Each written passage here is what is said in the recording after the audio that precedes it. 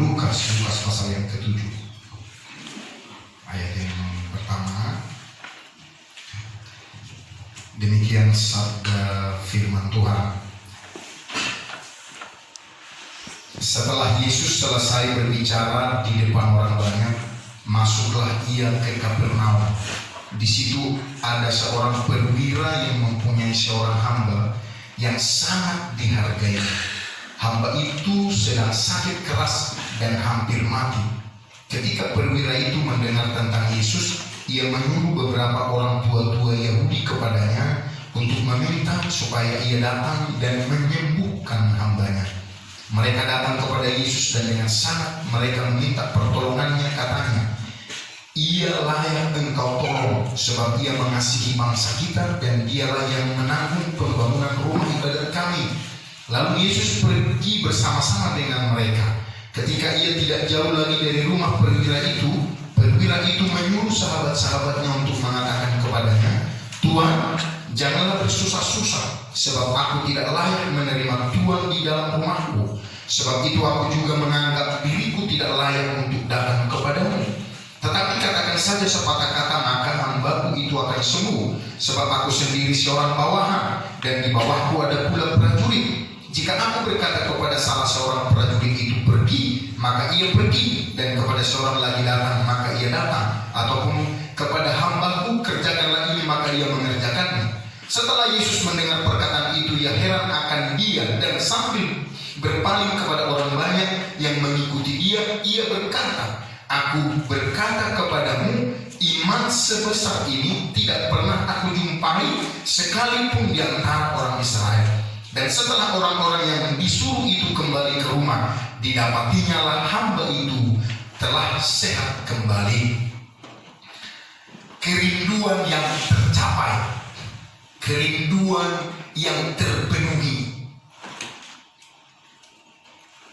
Berapapun, apapun, bagaimanapun keadaan manusia, selalu ada kerinduannya. Ada kerinduan dasar, ada kerinduan atau kebutuhan primer, ada kebutuhan sekunder, dan ada kebutuhan tersier. Masih pintar opung ini. Nah, jadi kebutuhan identik dengan kebutuhan, kerinduan ini. Kita sebagai petani pun punya kerinduan. Kita sebagai PNS, kita sebagai honor, sebagai hamba Tuhan, semua punya kerinduan. Dan kita mau dan rindu kerinduan itu tercapai. Sebagai pelajar, kerinduannya supaya punya nilai bagus, punya lulus, tamat. Sebagai yang belum punya jodoh, seperti Sumarni di sana, rindu memiliki jodoh, tercapai. Setelah menikah, kerinduannya punya anak. Setelah punya anak, pengen menikah, pengen punya menantu, pengen punya cucu, begitu terus. Dan kerinduan kita yang ada di tempat ini, pengen masuk surga. Kayaknya sedikit yang jawab, berarti memang sedikit. Semua kita di sini rindu masuk atau masuk kantor bupati, masuk surga. Jadi bagaimana sikap atau langkah supaya kerinduan itu tercapai? Yang pertama, datang kepada Tuhan dengan sikap yang benar. Datang kepada Sang Maha Kuasa, Khalik langit bumi laut dengan segala isinya, dengan sikap yang benar, dengan tindakan yang benar. Sebab banyak orang datang kepada Yesus tapi tidak mendapatkan apa yang dia rindukan. Coba kita lihat yang pertama dulu, Lukas 18. Seorang yang kaya raya, dia datang kepada Yesus.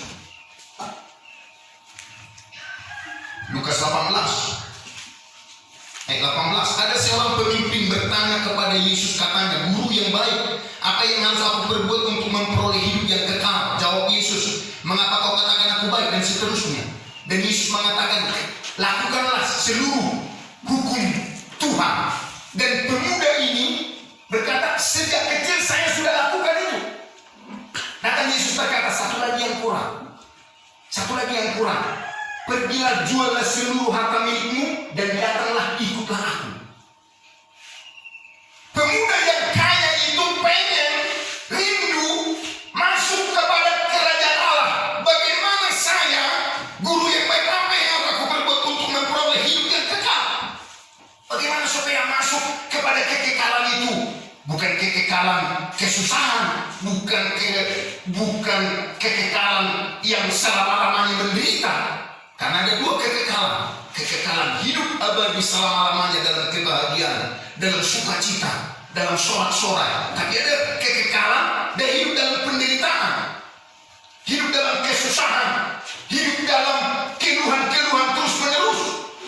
Itu juga kekal. Tapi ini maksudnya hidup yang kekal, hidup yang kekal. Ketika dia datang kepada Yesus, tidak menemukan seperti konsep pikirannya, tidak sesuai dengan alur pikirannya, maka dia pulang dengan kecewa. Karena dikatakan di sini dia sangat kaya. Mendengar itu Yesus berkata, masih tinggal satu lagi, ayat 24, ayat 23. Ketika orang itu mendengar perkataan itu, ia menjadi amat sedih sebab ia sangat kaya. Datang kepada Yesus dengan motivasi yang salah. Dia datang kepada Yesus maunya perkataan Yesus itu seperti seleranya, seperti pola pikirnya. Dan dia tidak rela masuk kepada pola pikir yang dikatakan Yesus. Maka dia pulang dengan sedih. Saya mau tanya, kerinduannya tercapai atau tidak? Bah, ada orang apa enggak ini sekarang? Tidak. Tercapai enggak kerinduannya? Tidak. Dia punya kerinduan, tapi tidak mencapai apa yang dia rindukan. Karena apa?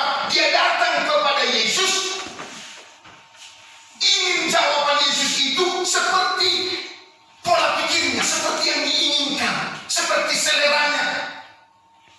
Sama-sama orang hebat mereka, tadi perwira. Ini seorang pemuda kaya. Yang lain lagi, Nikodemus. Yohanes 3 ayat 1. Dikatakan begini, pada suatu ketika, ya mana nih Yohanes 3? Adalah seorang Farisi yang bernama Nikodemus, seorang pemimpin agama Yahudi. Ia datang pada waktu malam kepada Yesus dan berkata, Rabi, kami tahu bahwa engkau datang sebagai guru yang diutus Allah. Sebab tidak ada seorang pun yang dapat mengadakan tanda-tanda yang engkau adakan itu jika Allah tidak menyuruhnya. Yesus berkatanya, ia berkata kepadanya, sesungguhnya jika seorang tidak dilahirkan kembali, ia tidak dapat masuk atau tidak bisa melihat kerajaan Allah. Kata Nikodemus kepadanya, bagaimanakah mungkin seorang dilahirkan kalau ia sudah tua? Dapatkah ia masuk kembali ke dalam rahim ibunya dan dilahirkan lagi? Ini seorang pemimpin agama Yahudi, seorang yang pintar, tapi datang kepada Yesus pada malam-malam. Karena apa? Dia malu dilihat pengikutnya.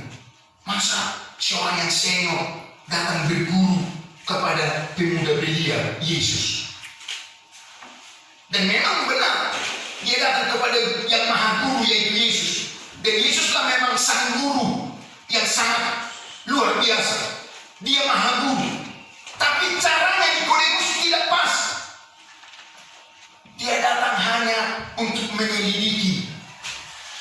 Dia datang ingin bertanya jawab, berdebat kusir.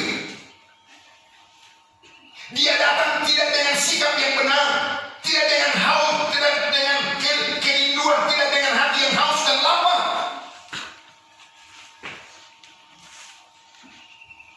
Dan Alkitab tidak pernah mencatat sejarah Nikodemus kemudian hari. Gak ada lagi sejarah, tidak ada lagi cerita Nikodemus selanjutnya.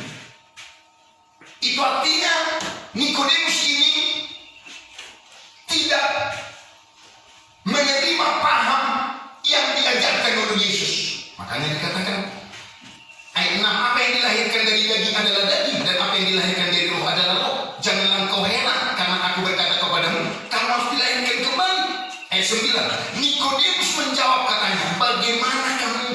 itu terjadi. Ada 3-4 kali pertanyaan dari Nikodemus, seorang pemimpin agama ini.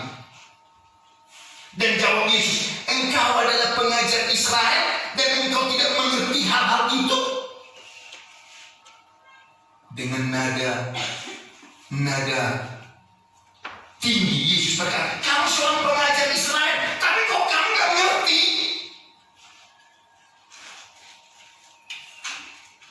Jadi gak bisa diterima Nikodemus. Maka hasil dari kedatangannya kepada Yesus kita tidak mengetahui. Dan beberapa ahli tafsir berkata bahwa Nikodemus ini pulang juga dengan sedih. Artinya dia tidak mau menuruti paham yang diajarkan oleh Yesus. Tidak mau sepaham dengan Yesus. Maka cerita dari Nikodemus, dia bertobat, dia mau, tidak ada. Dia datang kepada Yesus hanya untuk bersoal jawab. Sikap hatinya tidak benar. Ketika pengajaran itu tidak sesuai dengan yang dia pikirkan, ketika pengajaran itu tidak sesuai dengan seleranya, tidak sesuai dengan pahamnya, tidak sesuai dengan pola pikirnya, Nikodemus tidak mau mengikuti. Ada banyak orang datang kepada Yesus tidak sepenuhnya. Tapi kita lihat yang terakhir, yang sama-sama datang kepada Yesus, Sakeus.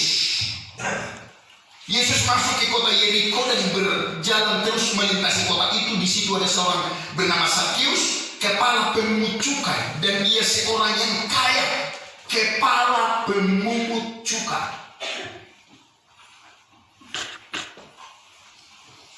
Ada bapak tua saya, jabatannya masih karyawan di bea cukai Medan. Rumahnya, hartanya sangat besar sekali. Saya pernah dari rumahnya di jalan, pokoknya jalan besar loh, jalan Padawan di Medan itu. Saya bilang, dan kebetulan berusia dengan tua itu, dan bapak tua itu sudah meninggal. Saya tanya keluarga di situ, apa kerjaan bapak tua itu? Bekerja di bea cukai kian, masih karyawan. Ini kepala pemungut cukai. Jadi Sakeus ini adalah seorang yang kaya raya, seorang yang berpengaruh, orang yang hebat. Tapi dia datang kepada Yesus dengan sikap yang benar. Ayat 3, ia berusaha untuk melihat orang apakah Yesus itu, tetapi ia tidak berhasil karena orang banyak, sebab badannya pendek. Banyak yang menghalanginya. Yang menghalanginya dari luar dirinya sendiri. Orang banyak datang, baru dari dalam dirinya karena dia pendek. Dia tidak minder dengan itu. Dia berusaha. Kenapa? Kerinduannya itu benar, sikap hatinya itu benar. Dia datang kepada Yesus, pengen berjumpa dengan Yesus. Ayat yang keempat, maka berlarilah ia mendahului orang banyak, lalu memanjat pohon ara untuk melihat Yesus yang akan lewat di situ, tanpa menyusahkan orang banyak, tanpa ribut kanan kiri. Dia cari jalan pintas, tanpa mempedulikan jabatannya, tanpa mempedulikan harga dirinya, tanpa mempedulikan statusnya. Dia lari dan memanjat pohon karena kerinduannya. Sikapnya itu benar. Dan kirana sholat itu dia, tapi dia serius. Dia mendahului orang banyak, ingin melihat Yesus. Ayat yang kelima, ketika Yesus sampai ke tempat itu, ia melihat ke atas dan berkata, Sakeus, segeralah turun, sebab hari ini aku harus menumpang di rumah. Saya mau tanya dulu buat kita, kerinduan Sakeus itu tercapai tidak? Tercapai. Bisa gak dia melihat Yesus? Pertanyaan kedua, lebih dari apa yang dirindukan gak Sakeus dapatkan? Lebih. Sekali lagi saya tanya, karena biasanya par bulanan itu pintar-pintar, karena banyak bulan kan, dan sering di sini datang bulan, apalagi perempuan-perempuan.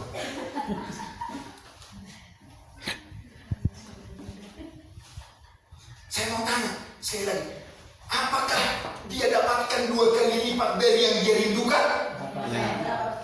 Karena dia tidak pernah berpikir Yesus akan mampir di rumahnya, Yesus akan datang ke rumahnya. Sakeus hanya pengen melihat Yesus. Itu sudah luar biasa. Itu sudah satu pencapaian yang luar biasa. Dan itu dia dapatkan. Kenapa? Sikapnya benar, motivasinya benar. Ada guru sekolah minggu, guru sekolah minggu di gereja dia ngajar tentang Sakeus ini. Dia ngajar, dia bilang begini, "Hei Matius, turunlah," katanya. Kata guru sekolah minggu di gereja dia. Anak sekolah minggu protes, Bu, salah Bu, bukan Matius." Diam dulu, kata guru sekolah minggu yang di gereja dia ini. Diam dulu. Yesus berkata, "Hei Matius, turunlah, itu bukan tempatmu, itu tempat Sakeus," katanya. Ya terus yang benar mau cerita kok. Guru sekolah minggu di gerejanya dia ini pintar ngeles maksudnya. Pintar cari celah untuk membela diri. Itu bukan Matius, turunlah, itu bukan tempatmu, itu tempat Sakeus, katanya. Padahal benar-benar salah dia di gereja dia itu.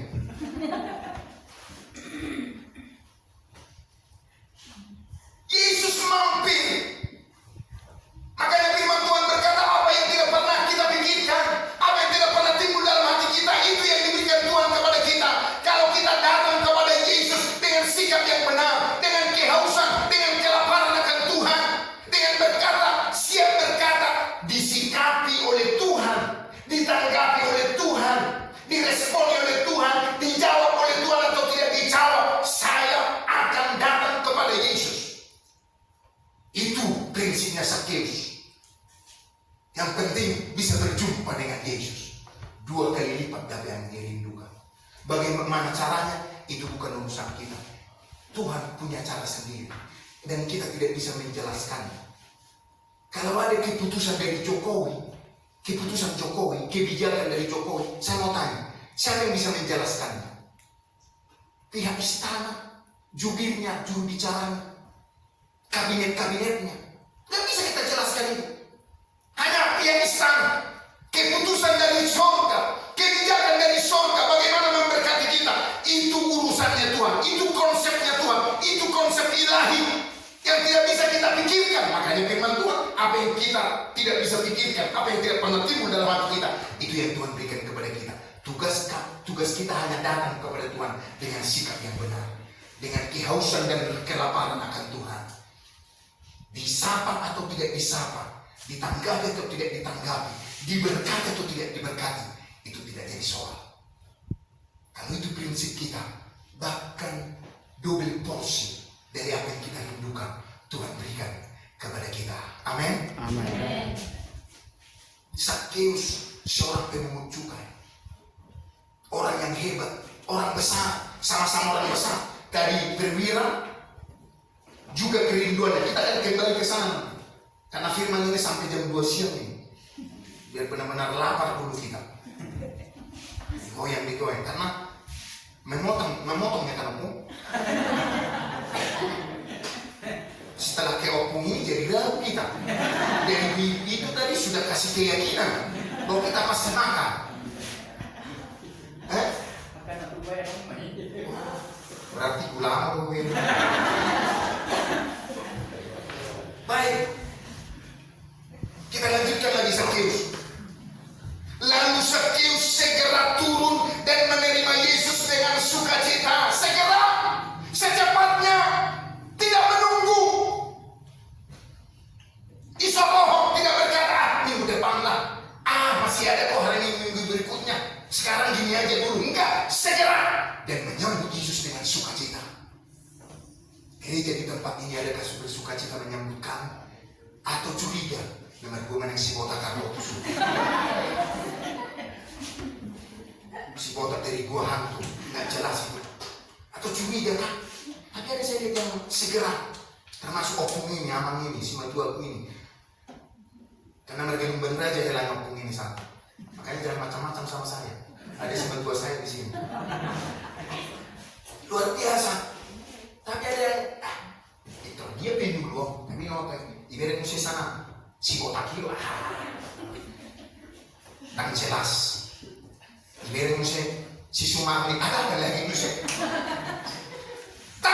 Sakeus bersegera dan menyambutnya dengan sukacita. Adakah gereja ini menyambut kami dengan sukacita? Amin. Amin.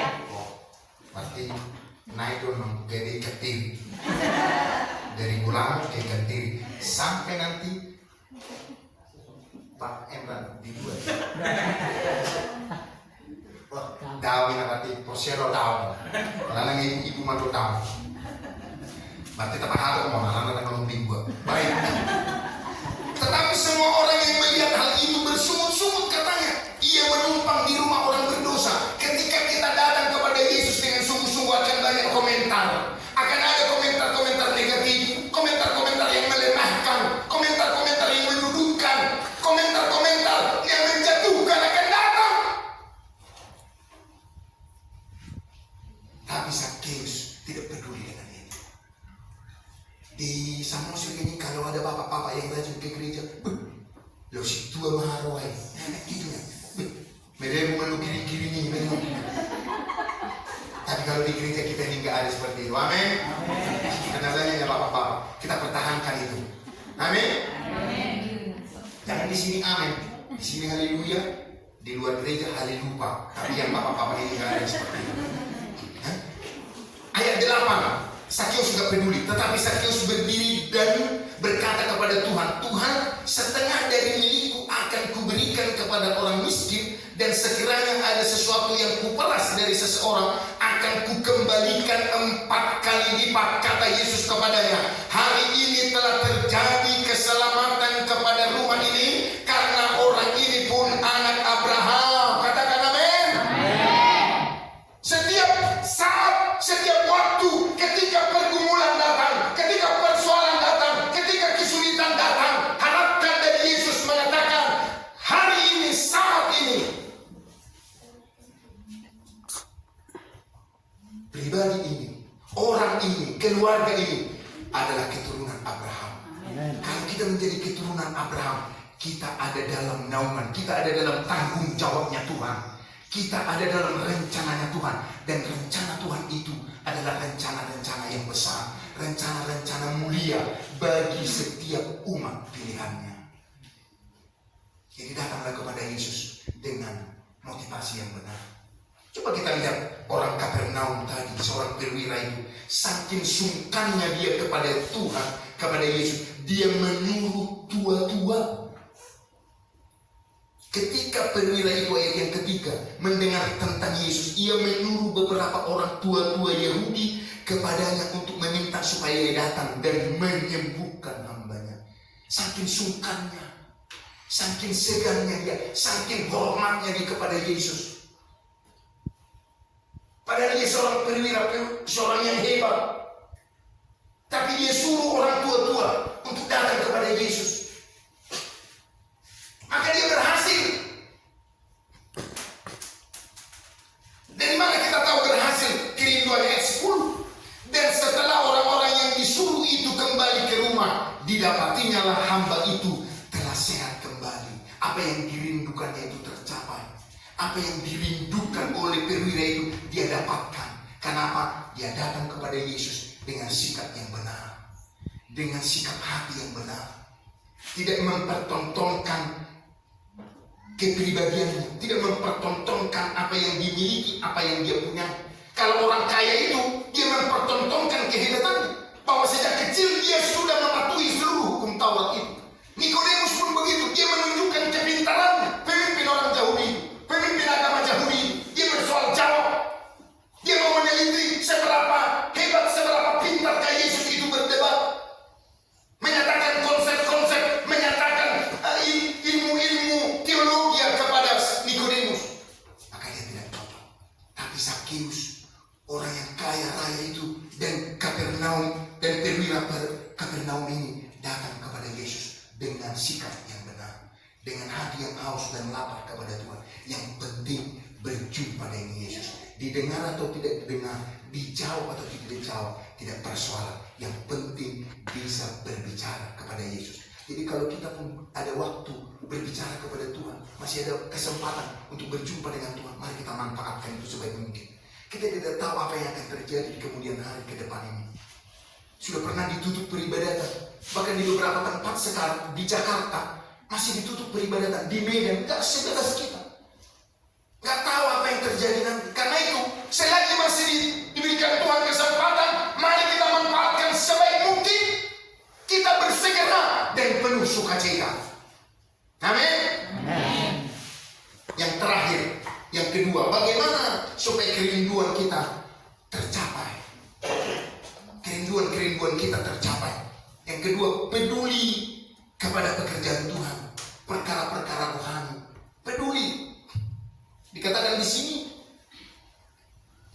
ayat yang kelima, sebab Ia mengasihi bangsa kita dan Dialah yang menanggung pembangunan rumah ibadat kami.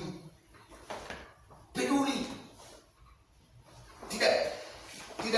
Tidak merasa bodoh. Ada banyak begini, dibikin teken les atau sumbangan, kita mau bangun gereja. Padahal uangnya ada, kesempatannya ada, tapi dia nggak peduli. Tapi perwira ini memberi hati ke sana, peduli akan pekerjaan Tuhan. Ada kebutuhan pekerjaan Tuhan, dia peduli. Dia melibatkan diri di sana. Ternyata itu berbicara banyak ketika kita membutuhkan pertolongan, ketika kita membutuhkan anugerah. Itu yang berbicara di kemudian hari. Sesuatu yang kita lakukan itu. Jadi apa yang kita lakukan hari ini? Umpamanya menyambut para penyuluh dengan sukacita, dengan mamotong. Itu kan berbicara nanti. Makanya jangan ragu-ragu mamotong. Masih ada kesempatan. Amin.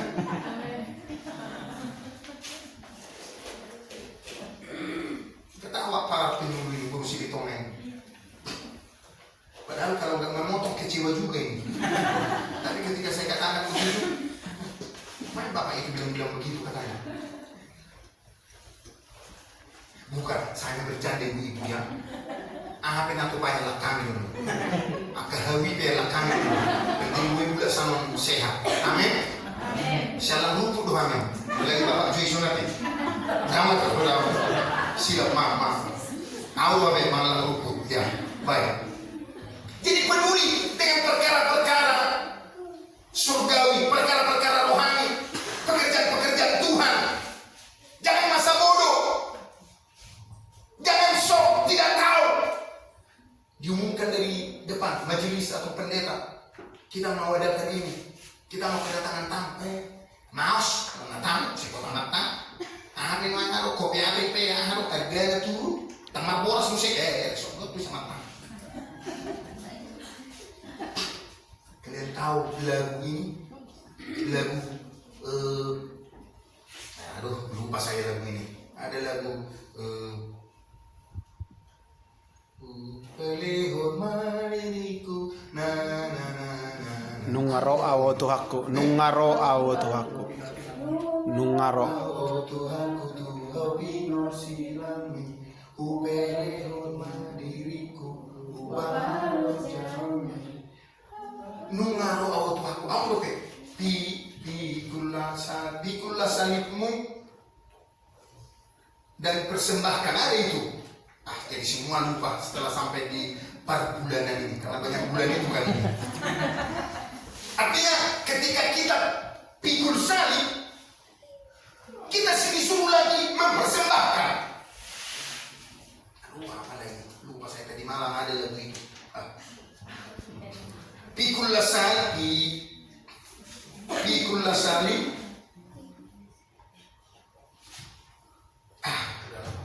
Lupa itu. Dan kerinduan kita Tuhan capai, Tuhan berikan kepada kita. Bagaimana caranya? Itu urusan Tuhan. Urusan kita datang saja kepada Tuhan dengan tulus dan yang benar, dan belajar peduli akan pekerjaan Tuhan. Maka apa yang kita rindukan, apa yang kita inginkan, Tuhan boleh kabulkan itu sesuai dengan konsepnya Tuhan, bukan sesuai dengan konsep kita, bukan sesuai dengan alur pikiran kita. Karena berbeda, sejauh langit dari bumi, sebegitulah jauhnya pikiran Allah dengan pikiran manusia. Jadi jangan pernah mau terlalu sibuk bagaimana konsep-konsep Tuhan, gak bisa. Hanya surga yang bisa menjelaskan kebijakan surga. Hal-hal surgawi hanya orang surgawi, karena hanya pemilik surgawi yang bisa menjelaskan itu kepada kita. Karena itu mulai hari ini Mari kita datang kepada Tuhan dengan benar, dengan mulai belajar peduli akan kebenaran Tuhan. Amin buat firman Tuhan. Mari kita berdoa. Dan Engkau buat kebenaran firman-Mu yang kami dengarkan saat ini. Dan di tempat ini Bapa kami berdoa, kami memohon, mari Bapa tetapkan panggilan pilihan kepada kami, bahwa kami adalah salah satu keturunan Abraham yang berhak mendapatkan bagian-bagian yang sudah Tuhan tentukan bagi kami. Kami adalah bagian dari umat pilihan-Mu dan kami percaya itu. Dan kami percaya secara pribadi bahwa kematian-Mu di kayu salib adalah untuk menyelamatkan kami secara pribadi, untuk kami keselamatan itu secara pribadi. Kami terima itu dengan sepenuhnya, dengan iman percaya pada hari ini. Maka bagian rencana-rencana yang besar, rencana-rencana yang mulia yang ada dalam pikiran Tuhan bagi kami itu, dan ajar kami tidak pernah curiga kepada Tuhan, kepada setiap keputusan Tuhan itu. Kami boleh belajar mempercayai Tuhan dalam segala hal. Terima kasih Bapa, dan dari tempat ini kami berdoa Bapa untuk gereja ini. Berkati gereja ini dalam nama Yesus. Berkati jemaat Tuhan yang ada di tempat ini dalam nama Yesus. Kaum ibu, kaum bapak, muda-mudi, anak-anak sekolah minggu, berkati dalam nama Yesus, supaya tetap setia mengikut Tuhan, tetap mempertahankan kehausan, kelaparan akan Tuhan, tidak pernah terkontaminasi oleh apapun, dengan keadaan ekonomi, dengan keadaan jabatan, dengan hal yang terjadi di dunia ini, tapi tetap memiliki haus lapar akan Tuhan. Diberkati jemaat di tempat ini dalam nama Yesus, bertahan setia sampai kedatangan Tuhan yang kedua kali di dalam nama Yesus. Berkati pimpinan sidang di tempat ini, hamba-Mu Bapak Pendeta Imran Sihotar, hikmati Tuhan. Engkau tambahkan kuasa, tambahkan kekuatan, tambahkan marifat untuk menggembalakan sidang jemaat di tempat ini ke arah yang lebih baik, bahkan sampai kepada tujuan Tuhan, yaitu surga kekal menjadi milik umat-Mu di tempat ini sekalian. Berkati huta ini, lingkungan ini dalam nama Yesus, bahkan berkati desa huta hotan dalam nama Yesus. Melimpah kasih karunia Tuhan. Berkati kepala desa, aparat desa yang memerintah di desa ini dengan segala hikmat, dengan segala kebijaksanaan, membawa desa ini ke arah yang lebih baik ke depan. Dari tempat ini juga ya Tuhan, kami orang-orang yang sederhana ini berdoa untuk bangsa dan negara yang kami cintai ini. Marilah Tuhan terus memberkati dalam nama Yesus. Menghikmati Bapak Jokowi, Wakil Presiden Mahruf Amin, berkati mereka Tuhan, turun anugerah sehingga mereka menjadi pemimpin yang kuat, pemimpin yang tabah, pemimpin yang bersinergi. Hikmati, berkati mereka, beri mereka terus ketabahan melihat gejolak ekonomi, gejolak perpolitikan di tengah-tengah bangsa ini. Mari topang mereka dalam nama Yesus. Berkati kabinet kerja Jokowi dalam nama Yesus. Berkati seluruh gubernur, berkati Kabupaten Samosir dalam nama Yesus. Berkati pilkada yang akan berlangsung tanggal 9 Desember, terlebih di Kabupaten Samosir ini, untuk berlangsung dengan aman, tertib, dan terpilih yang terbaik dalam nama Yesus, untuk membawa kabupaten ini ke arah yang semakin lebih baik, semakin lebih makmur, menikmati rahmat Tuhan di kabupaten ini. Berdoa untuk kantor Kementerian Agama Kabupaten Samosir, kepala Bapak atau Tua Simbolon, berkati Tuhan, istri anak-anaknya berkati dalam nama Yesus. Seluruh pejabat di kantor Kementerian Agama kami berdoa, berkati dalam nama Yesus. Berkati pemimpin Tenulu, Ibu Hesti dan Ibu Pombora, berkati Tuhan dengan segala hikmat, dengan semangat, dengan sukacita, damai sejahtera yang melimpah-limpah Tuhan, sehingga hadir Penulu di Kabupaten Samosir ini membawa kesejukan, membawa keamanan, kedamaian, membawa ketertiban yang lebih baik ke depan. Terima kasih Tuhan, terima kasih Yesus. Kami mau berpisah sebentar dari tempat ini. Tuhan, mari hantarkan kami ke tempat kami masing-masing, tidak kurang satu apapun, dan kami tinggalkan keberkatan dari Tuhan di gereja yang kami dapatkan pada hari ini. Mulia ajaib luar biasa Engkau. Kami sembah agungkan nama-Mu dari hari ini kekal sampai selama-lamanya. Haleluya. Mari kita arahkan mata rohani kita kepada Tuhan. Kita terimalah kesempurnaan berkat Tuhan di penghujung ibadah kita di tempat ini hari ini. Biarlah anugerah yang besar dari Allah Bapa di surga, kasih yang luar biasa dari Yesus Kristus, penyertaan kekuatan penghiburan dari Roh Kudus menjadi milik sekalian kita kemana kita pergi, dimanapun kita berada, bahkan sampai selama-lamanya. Semua yang percaya katakan amin. Amin.